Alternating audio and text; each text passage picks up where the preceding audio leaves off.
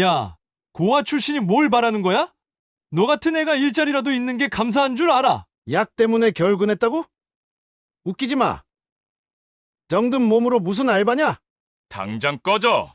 너 같은 애는 구하기 쉬워. 돈! 무슨 돈? 내가 인정이라도 있으니까.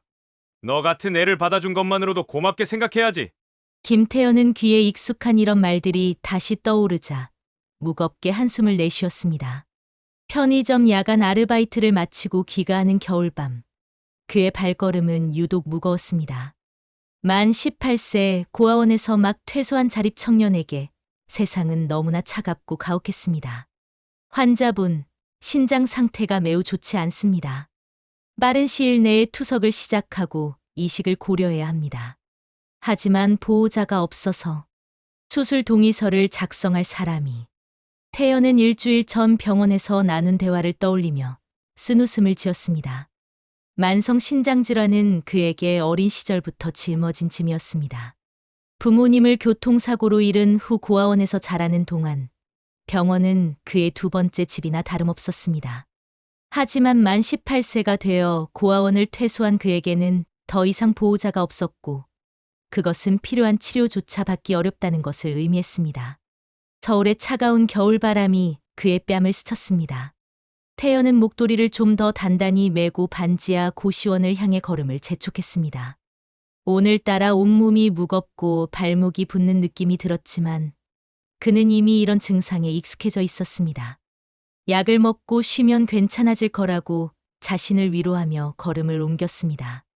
어두운 골목길, 눈이 내리기 시작했습니다. 흰 눈이 도로 위에 쌓여 조금씩 빙판을 만들어 가고 있었습니다.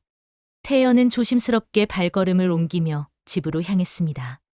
이번 달도 약값을 마련하기 위해 무리하게 아르바이트를 하느라 몸이 지쳐 있었습니다. 그러나 만성 신장질환을 앓는 그에게 약은 생명과도 같았습니다.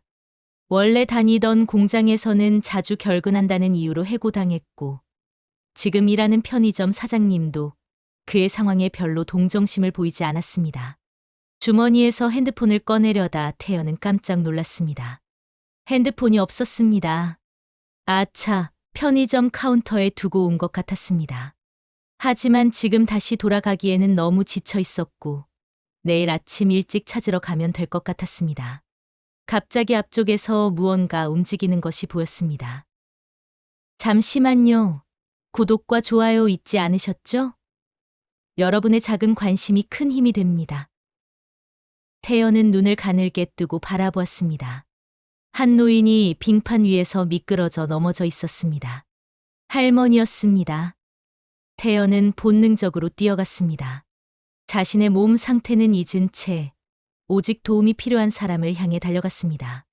할머니, 괜찮으세요? 태연이 할머니에게 다가가 물었습니다. 할머니는 고통스러운 표정으로 발목을 잡고 있었습니다. 아이고, 미끄러워서 발목을 삐었나 봐요. 태연은 재빨리 상황을 살폈습니다. 주변에는 사람이 없었고 택시도 보이지 않았습니다. 밤 10시가 넘은 시간, 이 조용한 주택가에서는 도움을 청할 곳이 마땅치 않았습니다. 할머니, 핸드폰 가지고 계세요? 119에 신고해야 할 것 같아요. 할머니는 난처한 표정으로 고개를 저었습니다.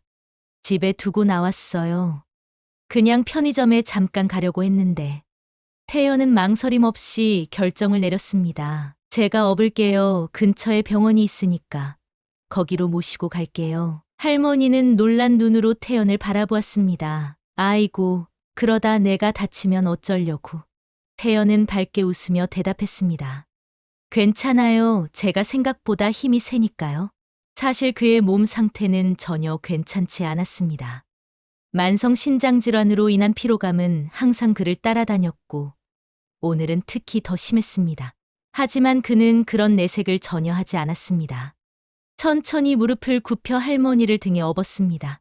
생각보다 가벼운 몸이었지만 그의 약한 몸에는 충분히 부담이 되는 무게였습니다.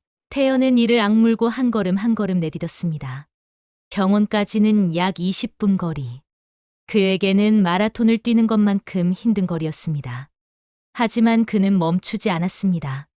할머니가 춥지 않도록 그리고 더 아프지 않도록 조심스럽게 걸음을 옮겼습니다. 학생, 많이 힘들면 잠시 쉬자. 할머니가 걱정스러운 목소리로 말했습니다. 태연은 숨을 고르며 대답했습니다. 아니에요, 할머니. 곧 도착해요. 조금만 더 참으세요. 그렇게 한 걸음 한 걸음 그들은 밤의 어둠 속에서 병원을 향해 나아갔습니다. 눈은 계속 내리고 있었고 태연의 이마에는 땀방울이 맺혔습니다. 그의 다리는 후들거렸고 가슴은 빠르게 뛰었습니다. 하지만 그의 마음만은 단단했습니다. 누군가를 돕는다는 것, 그것은 그에게 오히려 힘이 되었습니다. 병원 응급실에 도착했을 때 태연의 얼굴은 창백했고 숨은 거칠게 흘러나왔습니다. 간호사들이 놀란 눈으로 달려왔습니다. 태연아, 무슨 일이야? 오늘은 검진 날도 아닌데. 평소 태연을 자주 봐왔던 김 간호사가 놀라서 외쳤습니다. 내가 이렇게 숨을 헐떡이다간 신장이 더 망가질 텐데. 또 약 제때 안 먹었지? 다른 간호사가 걱정스러운 듯 물었습니다. 아니, 할머니가 빙판에 넘어지셔서. 태연은 겨우 말을 이었습니다. 간호사들은 재빨리 할머니를 휠체어에 앉히고 진료실로 안내했습니다. 태연도 그들을 따라갔습니다. 그의 걸음걸이는 불안정했고 이마에는 식은땀이 흘렀습니다. 태연아, 너 괜찮아? 얼굴이 너무 창백한데. 앉아봐. 김 간호사가 태연을 벤치로 안내하며 걱정스럽게 물었습니다. 태연은 힘겹게 웃으며 고개를 끄덕였습니다. 네, 괜찮아요. 할머니는 어떠세요? 의사가 할머니의 발목을 살피며 말했습니다. 단순 염좌입니다. 다행히 골절은 아니에요. 붕대로 고정하고 약을 처방해 드리겠습니다. 할머니는 안도의 한숨을 내쉬었습니다. 그리고 곧 태연을 걱정스럽게 바라보았습니다. 학생, 나 때문에 많이 힘들었지? 정말 고마워. 그때 김 간호사가 태연에게 다가와 조용히 말했습니다. 태연아, 지난번 검사 결과 받아봤어? 신장 기능이 많이 안 좋아졌더라. 의사 선생님이 빨리 투석 준비해야 한다고 하셨는데. 태연은 당황한 듯 간호사를 쳐다보았습니다. 그리고 할머니가 듣고 있다는 것을 깨닫고 빠르게 대화 주제를 바꾸려 했습니다. 아, 네. 약은 잘 먹고 있어요. 그보다 할머니 가족분께 연락해 드려야 할 것 같아요. 할머니는 태연의 반응을 놓치지 않았습니다. 그녀의 눈에는 이미 궁금증과 걱정이 가득했습니다. 가족은 없어요. 이 동네에 혼자 살고 있어요. 태연은 할머니를 바라보았습니다. 홀로 살아간다는 말에 어딘지 모르게 공감이 느껴졌습니다. 그도 세상에 혼자였으니까요. 그럼 제가 모셔다 드릴게요. 어디 사세요? 할머니는 잠시 망설이다가 주소를 알려주었습니다. 태연은 할머니의 치료가 끝날 때까지 기다렸습니다. 그동안 자신도 잠시 벤치에 앉아 숨을 고르며 휴식을 취했습니다. 몸이 무겁고 피로했지만 누군가를 도왔다는 생각에 마음만은 따뜻했습니다. 치료를 마친 할머니가 나왔습니다. 그녀는 간호사의 부축을 받으며 천천히 걸어왔습니다. 발목에는 붕대가 단단히 감겨 있었습니다. 학생, 정말 고마워요. 내가 택시비라도 줄게요. 할머니가 지갑을 꺼내려 했습니다. 태연은 급히 손사래를 쳤습니다. 아니에요, 할머니. 괜찮습니다. 저도 그쪽 동네에 살거든요. 같이 가요. 김 간호사가 개입했습니다. 할머니, 이 친구 몸이 약해요. 제가 택시 불러드릴게요. 태연이도 집에 데려다 줄 수 있게요. 택시를 타고 할머니의 집으로 향하는 동안 차 안은 묘한 침묵에 휩싸였습니다. 할머니는 가끔 태연을 흘끔거리며 바라보았고 태연은 창밖으로 내리는 눈을 바라보았습니다. 피로감이 밀려왔지만 그는 최대한 정신을 차리려 노력했습니다. 학생, 이름이 어떻게 되지? 할머니가 마침내 입을 열었습니다. 김태연입니다. 태연이구나. 고등학생이니? 태연은 잠시 망설였습니다. 아니요. 고등학교는 졸업했어요. 지금은 아르바이트 하면서 지내고 있습니다. 할머니는 고개를 끄덕였습니다. 그렇구나. 혹시 아까 병원에서 간호사가 말한. 태연은 급히 화제를 돌렸습니다. 아, 여기가 할머니 집인가 봐요. 택시가 한 아파트 앞에 멈췄습니다. 생각보다 좋은 동네였습니다. 고급 아파트 단지 앞이었습니다. 태연은 할머니가 내리는 것을 도왔습니다. 정말 고마워. 태연아, 내 이름은 이예숙이야. 할머니가 다시 한번 감사 인사를 전했습니다. 태연은 공손히 인사를 하고 돌아서려 했습니다. 몸이 피곤했고 어서 집에 가서 약을 먹고 쉬고 싶었습니다. 그때 혜숙 할머니가 그를 불러 세웠습니다. 태연아, 혹시 내일 시간 있니? 저녁이라도 같이 먹자. 오늘 내가 도와준 은혜를 조금이라도 갚고 싶어. 태연은 망설였습니다. 평소라면 정중히 거절했을 테지만 할머니의 따뜻한 눈빛에 마음이 움직였습니다. 그리고 솔직히 말하자면 오랜만에 누군가와 함께 식사할 기회가 반가웠습니다. 고아원을 나온 이후 그는 항상 혼자였으니까요. 네, 괜찮아요. 내일 편의점 일 끝나고 시간 될 것 같아요. 그렇게 그들은 연락처를 교환하고 헤어졌습니다. 오늘 하루는 피곤했지만 왠지 모르게 마음이 따뜻했습니다. 오랜만에 누군가와 대화를 나누고 누군가에게 도움을 준 기분이 좋았습니다. 다음 날 태연은 평소와 같이 편의점에서 아르바이트를 했습니다. 몸은 여전히 무거웠지만 할머니와의 약속을 생각하며 힘을 냈습니다. 오후 6시 그의 교대 시간이 끝났을 때 할머니에게서 문자가 왔습니다. 태연아, 오늘 저녁 7시에 식당에서 만나자. 주소는? 태연은 주소를 확인하고 버스를 탔습니다. 약속 장소는 생각보다 고급스러운 한식당이었습니다. 그는 자신의 허름한 옷차림을 보며 잠시 주저했지만 용기를 내어 안으로 들어갔습니다. 혜숙 할머니는 이미 도착해서 그를 기다리고 있었습니다.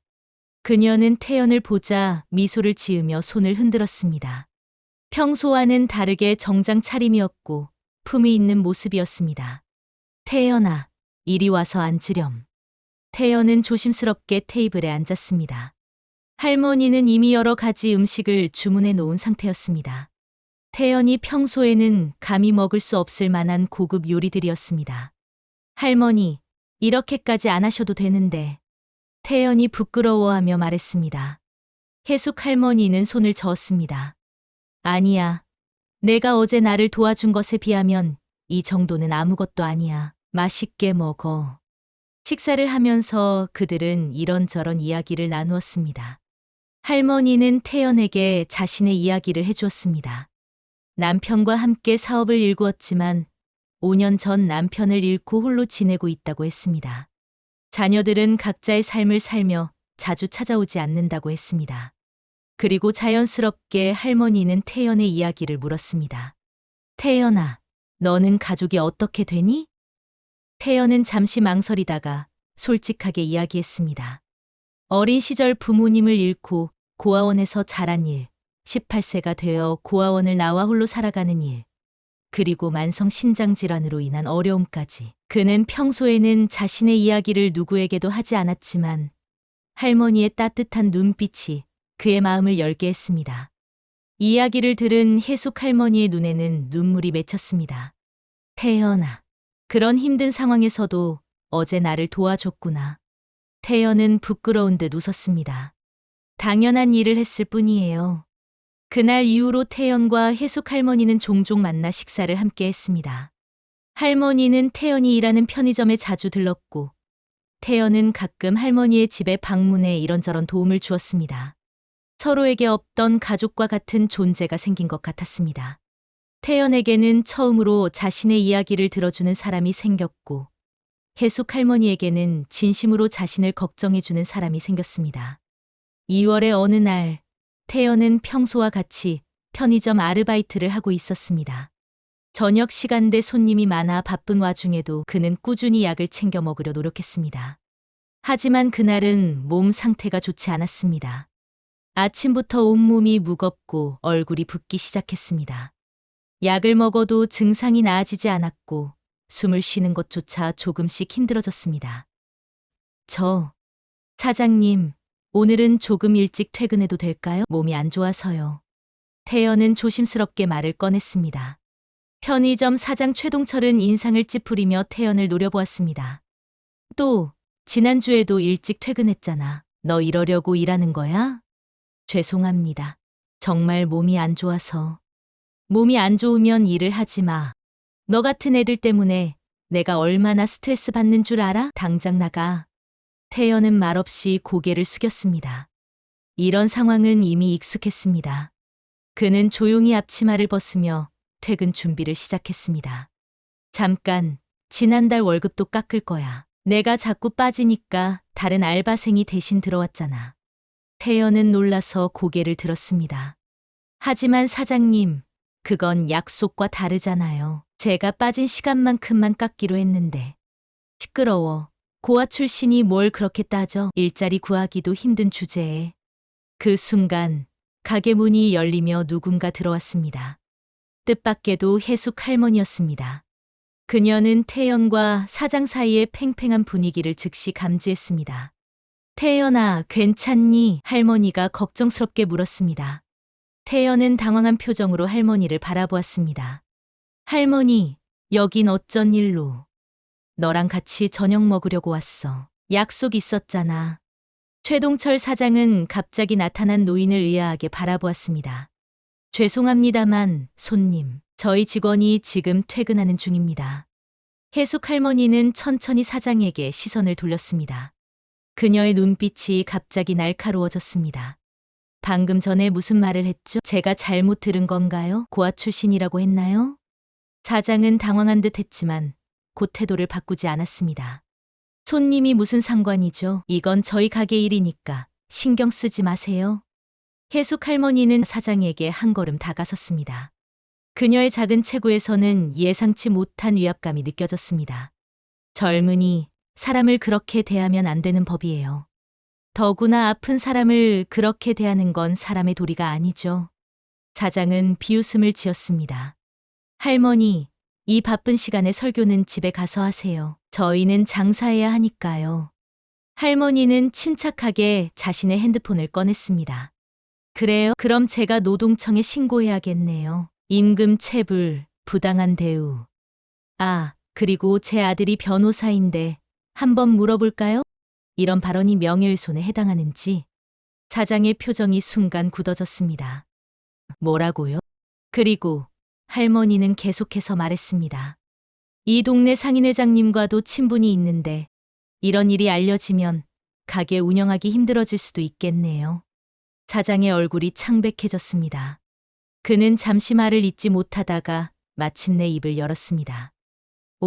오해가 있으신 것 같은데요. 저는 그저. 할머니는 손을 들어 사장의 말을 끊었습니다. 태연이의 밀린 임금, 오늘 다 지급하세요. 그리고 앞으로 이런 일이 다시는 없어야 합니다. 알겠죠? 사장은 마지못해 고개를 끄덕였습니다. 그는 서둘러 금고에서 돈을 꺼내 태연에게 건넸습니다. 여기, 지난달 급여야. 착오가 있었나 보네. 태연은 믿을 수 없다는 눈으로 상황을 지켜보았습니다. 할머니가 자신을 위해 이렇게 나서는 모습은 처음 보는 일이었습니다. 그는 조용히 돈을 받아 주머니에 넣었습니다. 혜숙 할머니는 태연의 팔을 잡았습니다. 자, 이제 가자. 저녁 먹으러 가야지. 태연은 할머니를 따라 편의점을 나왔습니다. 밖으로 나오자마자 그는 할머니에게 고개를 숙였습니다. 할머니, 정말 감사합니다. 이런 일로 신경 쓰시게 해서 죄송해요. 할머니는 따뜻하게 미소를 지었습니다. 무슨 소리니? 당연한 일이지. 그런데 태연아, 얼굴이 많이 안 좋은데 괜찮니? 태연은 억지로 웃으려 했지만 갑자기 다리에 힘이 풀렸습니다. 그는 비틀거리며 할머니의 팔을 잡았습니다. 머리가 어지럽고 시야가 흐려지기 시작했습니다. 태연아, 괜찮니? 할머니의 목소리가 점점 멀어지는 것 같았습니다. 태연은 희미하게 대답하려 했지만 그의 몸은 이미 그에게 경고를 보내고 있었습니다. 그는 의식을 잃고 바닥으로 쓰러졌습니다. 혜숙 할머니는 놀라서 즉시 119에 전화했습니다. 구급차가 도착할 때까지 그녀는 태연의 곁을 지켰고 함께 병원으로 향했습니다. 응급실에서 의사는 태연의 상태가 심각하다고 진단했습니다. 환자의 신장 기능이 급격히 저하됐습니다. 즉시 투석이 필요하고 장기적으로는 신장 이식이 필요합니다. 혜숙 할머니는 망설임 없이 말했습니다. 제가 보호자입니다. 필요한 모든 치료를 해주세요. 일주일 후 태연은 병실에서 깨어났습니다. 그가 눈을 떴을 때 창가에는 혜숙 할머니가 앉아 있었습니다. 그녀는 책을 읽다가 태연이 깨어난 것을 알아차리고 미소를 지었습니다. 드디어 깨어났구나. 정말 걱정했어. 태연은 혼란스러운 표정으로 주변을 둘러보았습니다. 할머니, 제가 얼마나 오래. 일주일 정도 의식이 없었어. 의사 선생님 말로는 신장이 거의 기능을 못한대. 그래서 내가 결정을 내렸어. 태연은 할머니의 말을 이해하지 못했습니다. 무슨 결정을요? 혜숙 할머니는 태연의 손을 부드럽게 잡았습니다. 태연아, 난 내가 필요해.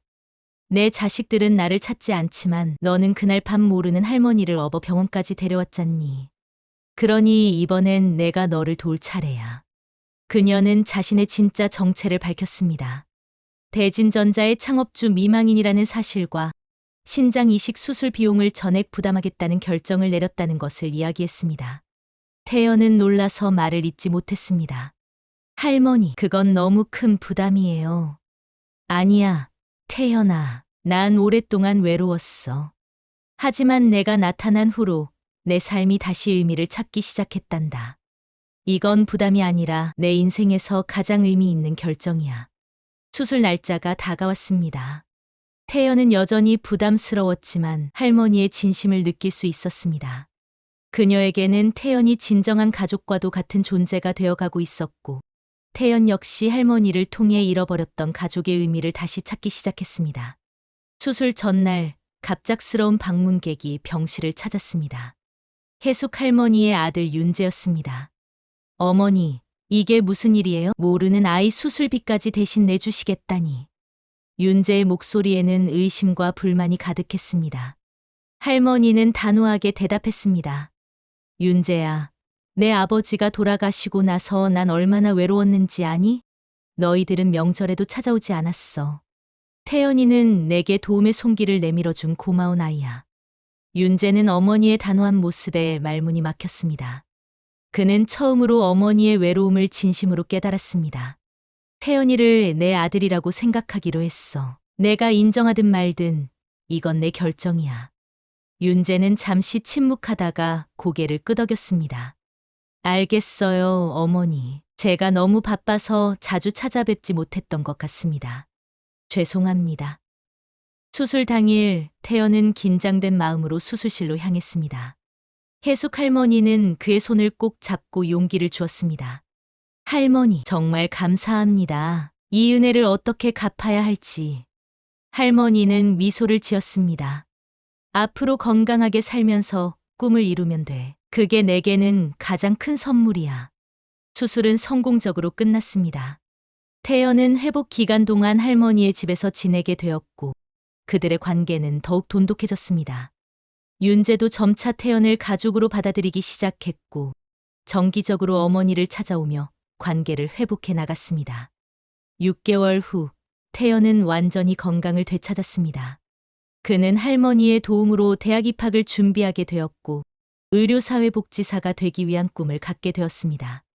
자신과 같은 처지의 청년들을 돕고 싶다는 소망이 생겼기 때문입니다. 크리스마스 저녁, 태연과 혜숙 할머니 그리고 윤재와 그의 가족들은 함께 식사를 했습니다.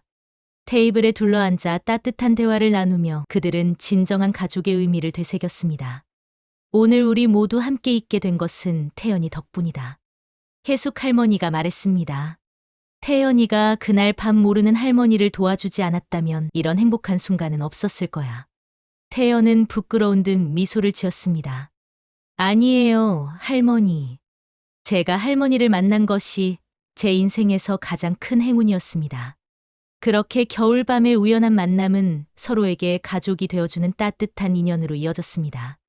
태연과 혜숙 할머니는 혈연을 넘어선 진정한 가족의 의미를 찾았고, 각자의 삶에 새로운 의미와 온기를 더해갔습니다. 한겨울 밤, 누군가에게 손을 내미는 작은 선행이 얼마나 큰 행복으로 돌아올 수 있는지 그들의 이야기는 우리에게 따뜻한 감동을 전해줍니다.